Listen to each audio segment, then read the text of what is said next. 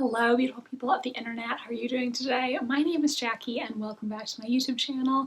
Today in this video, I am going to be talking about all the TV shows and movies that I have watched recently. I said TV shows and movies, but actually all 6 things I have to discuss in this video are TV shows. I have not watched a movie in quite a while, actually. So, first things first. A couple months ago, my mom and I binge watched the entire series Poldark. This is a BBC / masterpiece PBS historical drama set in the late early 1800s in Cornwall. The main character, Ross Poldark, returns back to his home in Cornwall in the first season after fighting in the American Revolution, and his entire family mistakenly believed him to be dead. So he returns home, no one was expecting to see him, and he finds out that his fiancée is now engaged to his cousin. Awkward. This show is over now. I believe there were 5 seasons, but I wanted to watch it because it was free on Amazon Prime, and I know that all the period drama lovers on Tumblr just love this show, and I will say I did really enjoy it.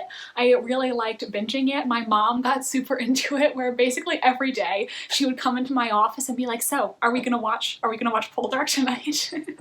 I will say though, while I thoroughly enjoyed it while I was binge watching it, I haven't been thinking about it that much since then, so it's not like this is my new all-time favorite show and I was obsessed with it or anything. I did really enjoy it though. I thought it was very entertaining, sometimes a little bit like soap opera-y in some of the plot lines, but that doesn't bother me. I don't mind. I think Ross, the title character, is actually like not my favorite character on this show. I liked him a lot at first, and then he got a little bit annoying because he's on one hand very self-righteous, but also his wife deserves better than him. Okay, so there were times where I was a little bit fed up with him. My absolute favorite characters on the show were 1, Demelza. I love her. She is a queen. And I also loved Dr. Dwight Ennis. He was also a great character, and I felt like when the actor who played him was given like really serious storylines, he did such a great job capturing that emotion. I thought he gave a really good performance in some of the episodes, and I'm kind of like surprised and sad that I haven't seen any other big projects from him because I think he did a great job. Dwight and Demelza, my 2 favorite characters on the show, and my favorite ship on Poldark was definitely Dwight and Caroline. I liked their relationship. They had some beautiful moments and some really sad moments. There were parts of the show that tugged at my heartstrings. Ross was fine. He's the title character of the show, the main character, and I liked most of the other characters better than him. I also found George Warlegian, Ross Poldark's arch enemy, very interesting, and I think the actor who played him did a spectacular job. I think the character definitely had more potential, and had I been writing the show, I think I would have explored a little more why he is the way that he is. I feel like the characterization was sometimes with him a bit inconsistent, but man, the actor really gave it his all. He did a great job. Then I watched another show that also stars Aidan Turner, the main actor from Poldark. I watched season 1 of Leonardo. This is a Renaissance-era historical drama following Leonardo da Vinci as the main character. This first season takes place primarily in Florence and Milan, and a significant portion of the show is about Leonardo's time in Milan painting The Last Supper. I really wanted to watch the show, and so I was super excited to see that it was finally picked up by the CW to be aired in the United States, where I could watch it. This year I went to Italy on a trip with my mother, and I did go to Milan while I was there. I saw The Last Supper. It was the highlight of my entire trip. I also have been craving another Renaissance historical drama ever since I watched and loved Medici Masters of Florence. I wish there were more seasons of that show, so I was hoping this would scratch that same itch, so to speak. I thought this show was fine. Like, I didn't love it. I didn't hate it either. I think the actors were all giving it their best. I don't feel like any of the acting was bad, but I feel like some of the writing wasn't necessarily bad, but I just think it could have been a little better. A significant portion of this show deals with Leonardo's relationship with this woman named Caterina, who sort of becomes his muse and his friend, and they have this like romantic tension between the two of them over the years. I feel like Caterina as a character was pretty flat, and I feel like her personality was mostly just, she's an impoverished, sexy woman and all men love her. Like, that was kind of all I was getting from her. I just wish that her personality had been more further fleshed out.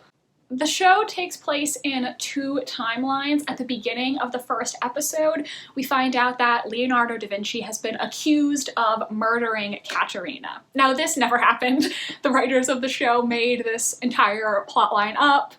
I mean, that's surely going to bother some people. It didn't really bother me, though I do wish that if they were going to make up this murder mystery plotline, like, it had been a little more mysterious. It wasn't as intriguing as it could have been.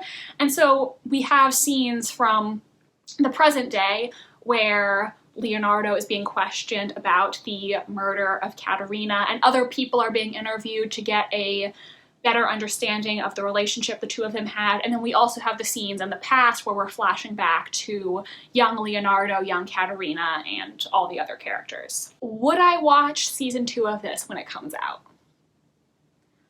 Possibly? Like, maybe? I don't know. I mean, I'm not against checking it out, but is it gonna be one of my most anticipated shows? No. Like, overall, I thought the show was just okay. Did not love it as much as I was hoping I would. Then I watched season 2 of Only Murders in the Building on Hulu. This is a really lighthearted comedy mystery show starring Steve Martin, Selena Gomez, and Martin Short as 3 amateur sleuths living in this New York City apartment building, and murders happen in their building, which they investigate for their podcast. I liked season 2, and I will definitely watch the next season when it comes out. They sort of set up what's going to happen next season in the final episode, so I'm excited to see how a season 3 would turn out. I will say I don't love this show as much as everybody else does. It's a very popular show, and I enjoy it. I think it's pretty lighthearted and fun, but it's not an obsession of mine or anything. This second season spent a lot of time developing a new romantic plotline between Selena Gomez's character and a new character played by Cara Delevingne. And personally, Cara Delevingne's character did absolutely nothing for me. I really didn't care for her at all. I couldn't really root for their relationship, and I felt like some of the things that Cara Delevingne's character did just really betrayed Mabel's trust, so I could not root for their relationship. And I think also just like this, you know, edgy artist character type is not something that I personally really connect with, so it didn't work for me. To be honest now, I don't even remember what Cara Delevingne's character's name was. I want to say her name was Alice, but that could be wrong. I just personally did not care for her character or the relationship that was developing. I liked the love interest that Mabel had in season 1 much better, and so I would have liked to see that storyline continue. However, he apparently had a scheduling conflict and couldn't be in the show anymore, so obviously there was nothing they could do about that, but I was kind of disappointed that we went in a different direction. I also did not see the identity of the murderer coming, I believe. I believe that wasn't who I thought it was, but I kind of think it doesn't entirely make sense because the reveal of who the killer is hinges on a secret that the killer was hiding, and I cannot believe that nobody found out this secret earlier. Like, okay, I'm just gonna spoil it. So I'm assuming most of you have seen it by now, but I'm not gonna name names, but I am going to talk about it in a little more spoilery territory. So this reveal of who the murderer is hinges on the murderer faked their own death and changed their identity. However, how is it that this faked death was such a high profile true crime murder investigation and nobody, I mean nobody, recognized her as the supposedly dead girl? Like, yeah, she got a new hairstyle, but she has the same face. Nobody put this together. Nobody was like, wait a minute. Just nobody noticed that was her? I find that a little hard to believe. Next, I watched House of the Dragon, as did everybody, you know? And I had mixed feelings. There are things that I loved about House of the Dragon, and also some things that I do not like. So I have a lot of thoughts. First of all, the acting, phenomenal. Every person in this show is good at acting. There is no weak link here. And I think the production value that goes into a Game of Thrones show is just incredible. So shout out to the people working behind the scenes on House of the Dragon. From the costumes to the set design, like, it was just all spectacular. I mean, just a masterclass in television production. I think Paddy Considine, I hope I'm saying his name right, who played King Viserys I, absolutely amazing performance. I'd never seen him in anything before, but he did an absolutely amazing job. And there were times when I really sympathized with his character. Even though he has massive character flaws, I just felt like he created such a memorable and nuanced performance. I hope he wins an Emmy. Like, this man deserves an Emmy. And I think I have to confess that I am now a Matt Smith fangirl. Like, his performance was the highlight of the show for me. Every time he is on screen, he just captures my attention. And I know there was a lot of, I don't want to say controversy exactly. I know when he was announced in the role of Prince Daemon Targaryen, a lot of people were not for it. They said he did not match the look they had in their mind. They didn't think he was a good choice for the role. And I hope all of you people who said that apologize to Matt Smith, because he was acting his ass off in this role. He is like the highlight of the show for me. I think he is such an amazing actor, and the scenes that he was in were always my favorite scenes. When I read Fire and Blood, I was not rooting for anyone, to be honest. I did not like anyone in the Dance with Dragons. I thought they were all bad people, and I didn't understand why everyone in the fandom loved Daemon Targaryen, the rogue prince, so much, because I thought he sucked. Okay, I thought he was clearly a terrible person. He does all this bad stuff. Did not like him. Matt Smith has made me a Daemon fangirl. And like, I know that based on modern morality, he's not a good person, but watching Matt Smith in this role, I support him. Everything that he does, he can commit as many crimes as he wants, and I will stand by him, okay? He has turned me into a Daemon lover. Like, I stan him now because of Matt Smith's performance. He is so good in this role. And I know we should not be on teams. We shouldn't be saying we're team black or team green. Like, the concept of an absolute monarchy is problematic and nobody should have that kind of power. But watching this show, I am 100% team black, baby. Like, I know from a 21st century perspective, I should not be rooting for these people. I get that, but the performances of Matt Smith and Emma Darcy, just 100%, I pledge my loyalty to Team Black. Okay, Daemira forever, Daemira stands unite, I am on their side, I support them, and any crimes they commit, I will somehow excuse because I love these actors so much in these roles. Now, I'm kind of nervous because one of the writers for House of the Dragon flat out came out and said, none of you should like Daemon, he's terrible in every way, and none of you in the fan base should root for him. To which I say, ma'am, I will root for this war criminal if I want to, okay? I check my morals at the door when I watch a Game of Thrones television show, and I will support him and his many crimes if I want to. This is a free country, and I can root for my problematic fave if I want to. All right, Matt Smith is making this show, okay? And you better put some respect on his name, all right? I have become his #1 stan, and I will not shut up about this until the show is over, all right?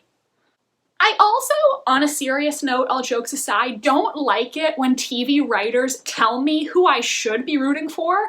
Like, let me make up my own mind. If I want to root for Daemon, I will, okay? That doesn't make me a bad person. I recognize that what happens in House of the Dragon is not something we should want to emulate by any means. If we're applying modern morality to these people, none of them are good people. They are all the worst. But let me just have some fun. Let me have a good time, and I will root for him if I want to. You should be happy that the people watching your show are so invested in a character. And I think it's really patronizing to tell people that they're wrong for liking a character. Like, it just, that like pisses me off legitimately. Like, I will like who I like, and you don't get a say in my feelings. One more thing that I really did love about this show is I loved the Laenor twist. I won't spoil it. I'm sure most of you know what I'm talking about, but that was genius. That was just an amazing moment. I was so shook. I was obsessed with it. I loved it. Now, the things I did not like about this show. I think it is very rushed. And there were so many characters and storylines that could have been developed more, and I feel like there were a lot of missed opportunities. Particularly, I wish that we could have seen Harwin Strong and Lena Velaryon much more than we did. I think they are both very interesting characters, and I wish we could have had an entire season of them on our screens. I think it's really sad and a missed opportunity that they were only on the show for such a short period of time. The writers had an opportunity to flesh out those characters and those relationships in a way that Fire and Blood does not and cannot as a pseudo-history text, and I think it's very disappointing that they chose not to do that. I am also worried because the executive producer of House of the Dragon said, oh yeah, I know season 1 was really slow-paced. Sir, this is slow-paced to you? This is the most fast-paced TV show I've ever watched in my entire life. This to you is you going slow? What is season 2 gonna be like then? If this was his definition of slow-paced, what? The other thing I wanted to mention is I understand what they're trying to do with the character of Alicent Hightower, because in the book, she really is a one-dimensional bitch, basically. And so I like that they tried to explain how she ended up the way that she is more and have a commentary about women's role in this patriarchal society. However, I think they are also bending over backwards to make excuses for her at every turn. And like, it's just getting a little bit unbelievable. Like, at a certain point, just let her be bad. You know, like, women can also be greedy and power hungry And I don't really like how at times the show, in its attempt to comment on the patriarchy, is depicting Rhaenyra and Alicent as just very pure intentioned women who are the victims of greedy men. I kind of wish the show would just let them be a little more evil and selfish. Like, you know, like, there's nothing wrong with that. The woman doesn't always have to be the innocent victim. Like, let her be bad. Let her be bad. And I think it is really so ridiculous that the show expects me to believe the entire Targaryen Civil War happened because of a misunderstanding. And not just one accident, but two. Like, maybe if it was just one, I could look past it. But no, the Greens never wanted to start a civil war at all. Alicent just misunderstood her husband. And Aemond, he didn't really mean to kill anyone. His dragon just went crazy. The whole thing was just a whoopsie. Like, that's so stupid. That's so stupid. You're telling me the entire Civil War was based on two oopsie daisies? That's so dumb. You guys, that's so dumb. Just give Alicent some agency and say, yes, she is power hungry. She wants her son to be king. She feels like she has been forced into this performative femininity role her entire life, and now she wants something for herself. Like, just do that. Just say that. But instead it's like, no, Alicent wanted everybody to get along. She just misunderstood what her dying husband said. Oh my god. Like, it's so stupid. It's dumb. You guys, that was dumb. You thought you did something there, but you didn't. So I think that's pretty much everything I wanted to say about House of the Dragon. I think it had some really high highs, and there are also a lot of choices that I personally found questionable. And I am excited for season 2, but also apprehensive. And I am not gonna get too invested, or at least I'm gonna try not to, because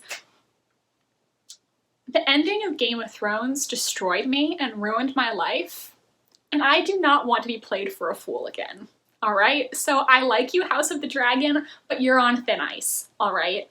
Okay, now that I'm done ranting about House of the Dragon, I recently watched season 2 of Miss Scarlet and the Duke on Masterpiece PBS, and I love this show. I think it is so cute, I'm obsessed with it, and I am not gonna shut up about it until I can convince you guys to watch it, because I love this show, and the only two people I know who have seen it are my mom and dad.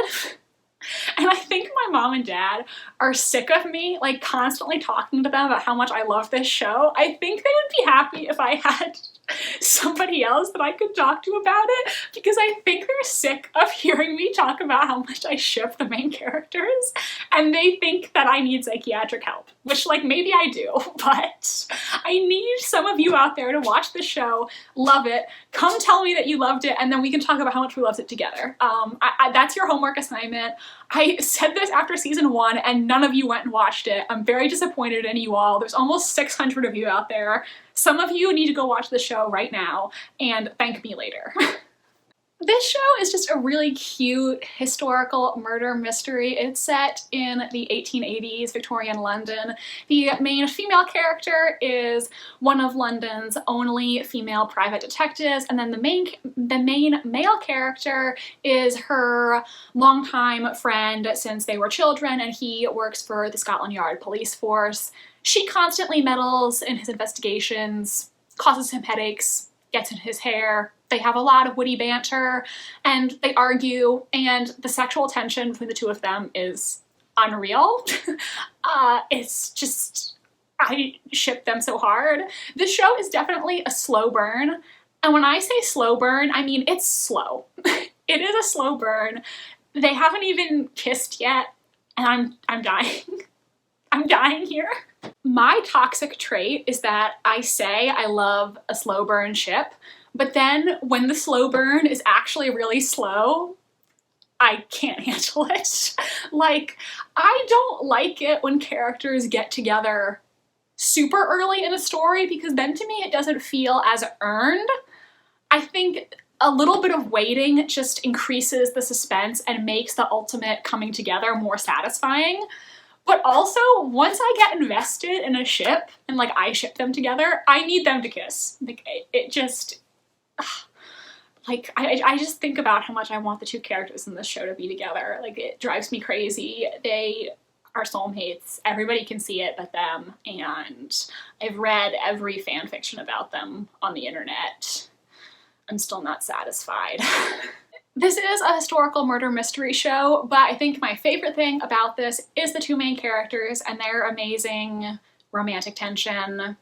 I just need them to be together ASAP. It makes me happy, and I ship the main characters so much. I think they're the only like couple on a TV show that I currently have to ship right now, so I just think about them all the time. Like, I've made loving this show like a core part of my personality, and I need you all to go home and watch it. There's only 2 seasons, 6 episodes each, nice and short, it's easy. You could like watch this in 1 week. So just go buy the episodes on Amazon Prime, and then come tell me that you loved it and that this is your new OTP as well. Like, I just love this. It's so cute, and it has tropes that I personally just go crazy for, and that's why I love it. So please watch it and love it too, and come talk to me about it. Finally, the last thing I have to talk about in this video is I watched the Magpie Murders miniseries, also on Masterpiece PBS. This aired on Sunday nights after the new episodes of Miss Scarlet and the Duke, but my mom and I saved all the episodes to watch, and so we watched the entire miniseries in 1 weekend. Like, we just binged the entire thing. It was gone very quickly, but it was really, really good. I thought this was a good adaptation. This is based off the novel by Anthony Horowitz, which I loved. I loved the novel Magpie Murders. I gave it 4.5 stars, and in retrospect, maybe it should have been a 5-star read for me because I really loved it. Anthony Horowitz also wrote the screenplay for this adaptation of his novel because he was a television mystery writer before he was an author, so the adaptation is fairly faithful to the book, though another storyline was added that was not in the novel. I don't know why they decided to add this plot element into the show. At first, I was wondering, like, did I just completely forget this subplot from the novel? How come I don't remember this? But no, it was just made up for the show. Like, this wasn't in the book at all. I also just realized I didn't tell you what this show is about. This is a mystery miniseries. The main character, Susan Ryland, is an editor, and she edits the Atticus Pound novels by this arrogant, unlikable, but very popular author named Alan Conway. The Atticus Pound series is basically a Poirot ripoff. It follows this foreign detective, Atticus Pound, who solves crimes in 1950s England. In this book, Alan Conway has written a new manuscript called Magpie Murders, which is intended to be the final Atticus Pound novel. However, when Susan receives the manuscript, she realizes it is missing the final chapter, and shortly after, Alan Conway is found dead under suspicious circumstances. So she suspects that someone murdered him, and whoever did has the missing final chapter. Alan Conway also bases characters in his books off of people that he knows in real life, and the portraits of them are often not flattering. This is a plot element from the book, and I thought it was really fun how in the TV show, we are following Susan on the main timeline, and then we are also following the manuscript of Magpie Murders. And actors from the real-life timeline also play characters in the Magpie Murders manuscript. So it's the same actors playing 2 different roles. I thought that was a really fun touch, and I also love how self-aware Magpie Murders is. I think the reason I loved the book so much is because you can just tell that Anthony Horowitz has a real love for the murder mystery genre as a whole, and I enjoyed how this show was kind of a little bit tongue-in-cheek. Like, for example, there's one episode where it begins with Alan Conway and Susan Ryland arguing about one of his Atticus Pound manuscripts, where she's telling him, you can't start the story with a flashback, and that scene itself is a flashback. Like, just things like that I think is really fun. If you're someone who has a love for classic British murder mysteries like Agatha Christie and all the other Golden Age writers, I think you should definitely check out Magpie Murders, the book or the TV show. It's just really a delight. So everyone, that is it for this episode of What I Watched Recently. Have you watched any of these shows that I watched in the last several months? If so, do let me know what you thought of them in the comment section down below. I would love to talk about these shows with you. My social media links are down below if you want to follow me on Tumblr, Instagram, or be my friend on Goodreads. Please give this video a big thumbs up if you enjoyed and subscribe to my channel if you want to see more from me. I post new videos every Wednesday and Sunday. Thank you so much for watching, and I hope you have a marvelous rest of your day. Bye, and I'll see you next time.